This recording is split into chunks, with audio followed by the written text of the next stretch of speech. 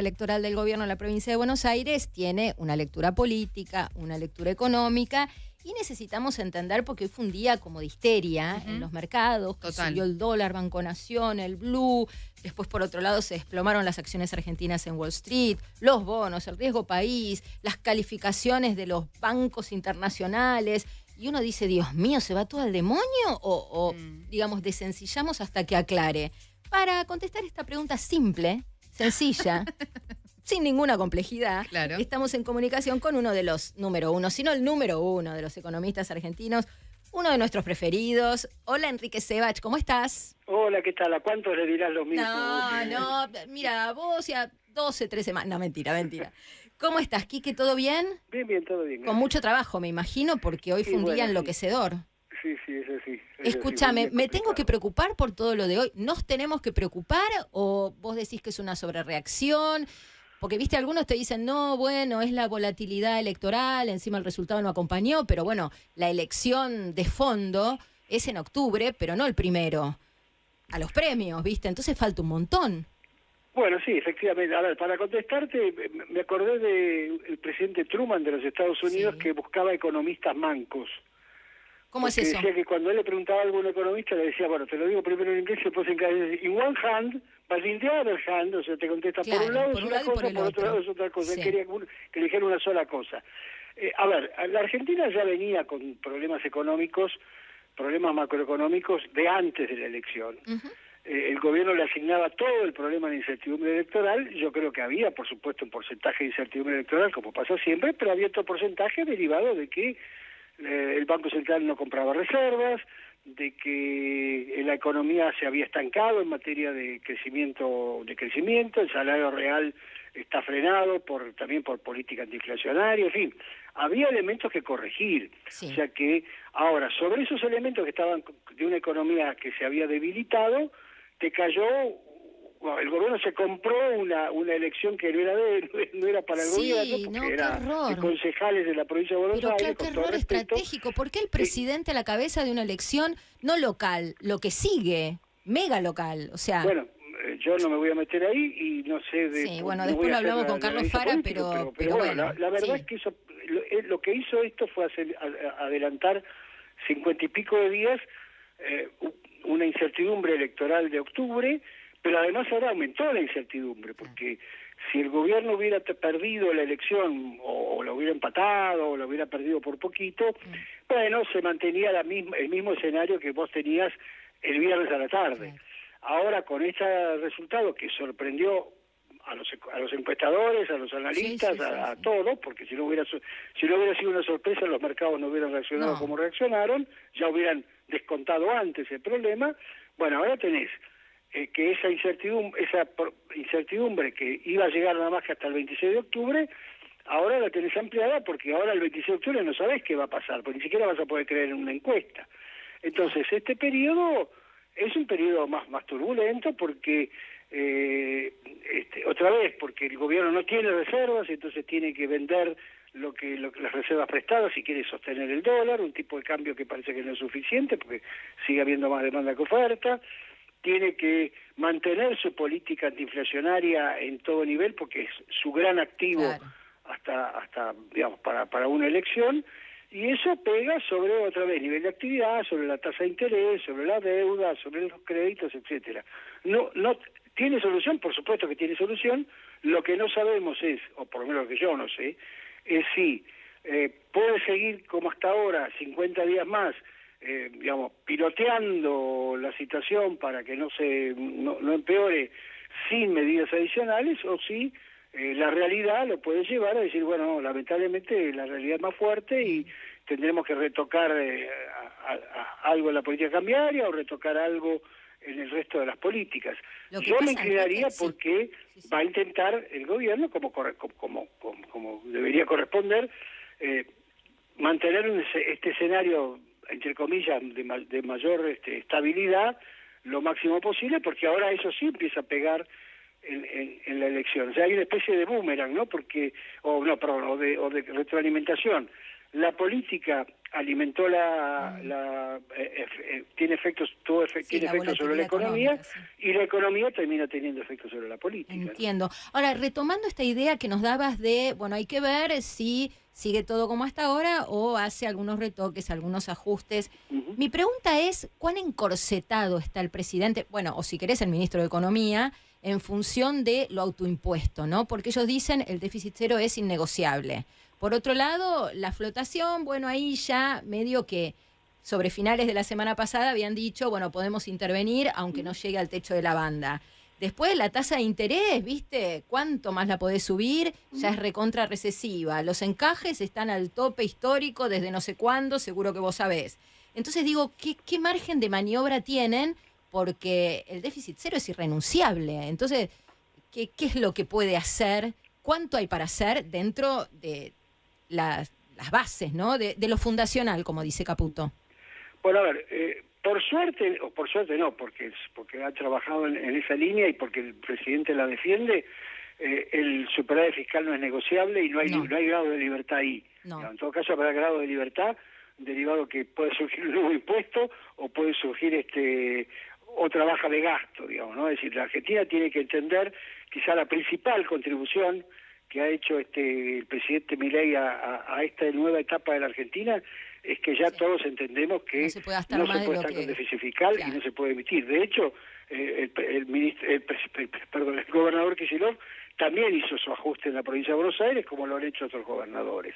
Así que esa parte la descartamos, digamos. Lo que yo no descartaría es, qué sé yo, no sé, que se restituya algún impuesto para el turismo, para inventar algo, pero no que se va a negociar el ajuste fiscal. Ahora, dicho esto, está claro que vos podrías, digamos, tenés dos caminos. Podés decir, bueno, la verdad es que el tipo de cambio flota y si el tipo de cambio tiene que llegar al techo de la banda y ahí tener que vender dólares, llegará y venderemos, o correremos la banda para no vender y bueno, aguantaremos.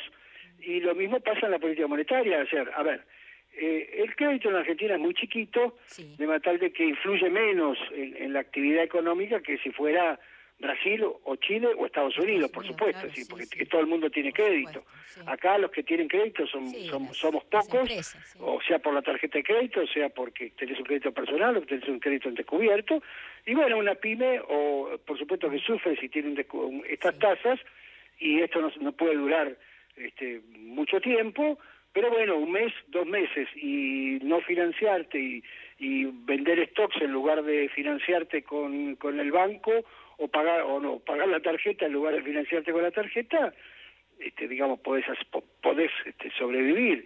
Ahora, por supuesto, todo esto, vos lo dijiste, tiene efectos recesivos. De hecho, te insisto, la Argentina no crece desde marzo-abril, que fue el máximo. Por supuesto, siempre hay algún sector, ya te lo dije muchas veces, como nosotros hablamos en promedio, hay algunos sectores que están por arriba, algunos están por abajo, pero en promedio la economía está relativamente estabilizada, para llamarlo de alguna manera, en un nivel alto, pero estabilizada.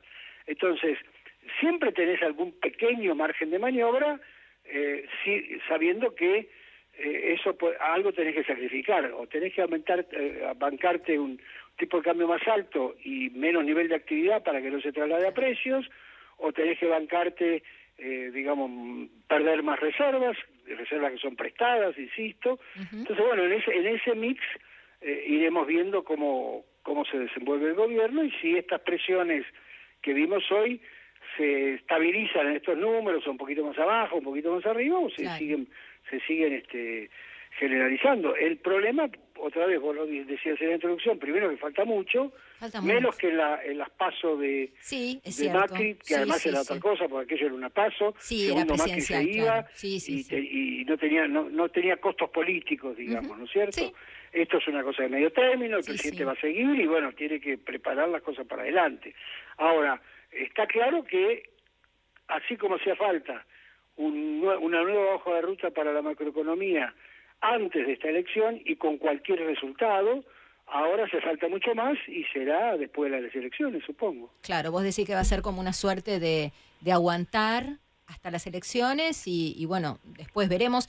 ¿Y cómo te imaginas el día digo aguantar si la realidad te deja, ¿no es cierto? Sí, claro, porque la libertad avanza o no avanza, pero la realidad siempre avanza. Sí, claro, entonces, la realidad se impone, así que eso sí. Si la realidad te deja y tenés algún margen de maniobra, me parece que lo más razonable para el equipo económico y para el gobierno sería, bueno, aguantar y no meter cambios, digamos, desordenados, claro, ante una elección. Manotazos, ¿no?, de ahogado, ¿no? Claro, entre comillas, porque en realidad uno usa la palabra ahogado porque se pusieron en ese lugar, porque está el presidente claro, en un atril explicando una derrota que, viste, vos decís en cualquier contexto de una campaña profesional, no sería el presidente, ni el que hubiera hecho la caravana, ni el que hubiera hecho el acto en Merlo, ni el que hubiera salido a dar explicaciones de una derrota comunal, vamos a decir. Sí, eso es cierto, y otra vez no me quiero meter en el campo ajeno, pero como los analistas políticos hablan de economía, todo me el siento en libertad. También es cierto que no estamos frente a un partido político. Es cierto. Estamos frente a un presidente que con su carisma, con su imagen, con lo que vos quieras, ganó una elección. Claro. Y armó un gobierno como pudo, digamos.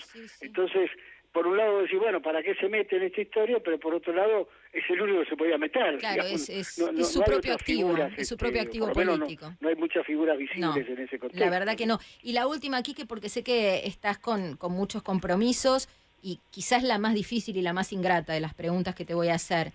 El día de mañana, ¿lo imaginás tan histérico como el de hoy, un poco menos? ¿Qué nos espera mañana?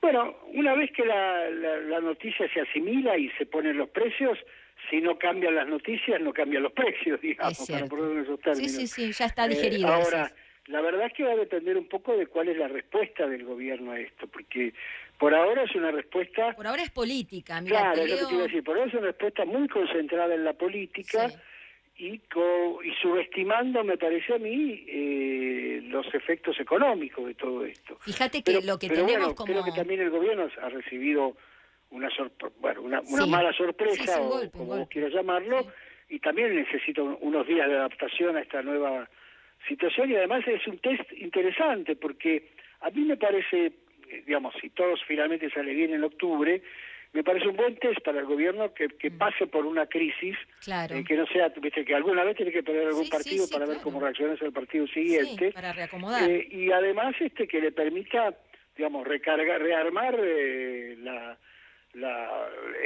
equipo, no el equipo económico, por supuesto, sino que rearmar todo el esquema de gobierno y la forma en que gobierna, porque bueno, ahora ya tiene 2 años de experiencia, se aprendió, creo, y encima con esta derrota se debe haber aprendido un poco más, ¿no? Bueno, recién hablábamos de la, entre comillas, solución política. Hay un tuit de Manuel Adorni, el vocero presidencial, de hace un poco más de 10 minutos, que dice: el presidente de la Nación tomó la decisión de conformar una mesa política nacional.